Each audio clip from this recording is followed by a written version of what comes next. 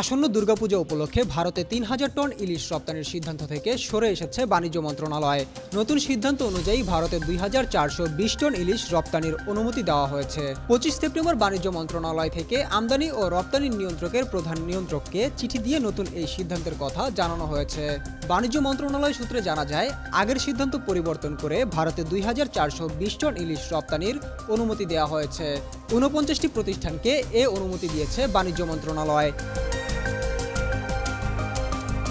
এর মধ্যে ৪৮টি প্রতিষ্ঠান ৫০ টন করে ২,৪০০ টন আর একটি প্রতিষ্ঠান ২০ টন ইলিশ রপ্তানি করবে। মৎস্য ও প্রাণী সম্পদ উপদেষ্টা ফরিদা আক্তার বলেছিলেন, দেশবাসী ইলিশ পাবে না আর বিদেশে রপ্তানি হবে, এটা হতে পারে না।